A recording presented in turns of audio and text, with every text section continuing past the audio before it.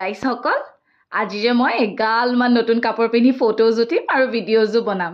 মানে কথাটো হ'ল যে নগাঁৱত শ্ৰী গণেশ বুলি পেলাই কাপোৰৰ দোকান এখন আছে যিহেতু দুৰ্গা পূজা আহি পালেহিয়ে হয়নে নহয় তে সেই দোকানখনতো পাব্লিচিটিটো দৰকাৰ কাৰণ যিখিনি কালেকশ্যন আছে সিহঁতে দেখাবলৈ লাগে তে সেইবাবে সিহঁতে আমাক কণ্টেক্ট কৰিলে অ'নাৰজনে মোক প্লাছ আৰু দুজন ইনফ্লুৱেঞ্চাৰক তে আমি গৈ পাই পেলাই ফাৰ্ষ্টত কাপোৰ এগালমান চিলেক্ট কৰি ল'লোঁ মইতো এগালমান লৈছোঁ আৰু মানে ৱেষ্টাৰ্ণ প্লাছ ইণ্ডিয়ান তাৰপিছত মেকআপ চেকআপ কৰি মেলি লৈ আমাৰ ৰেডি আৰু প'জ চ'জ দিয়া ড্ৰেছ ফ্লন কৰা অকণমান ৰেম্প ৱাক মাৰা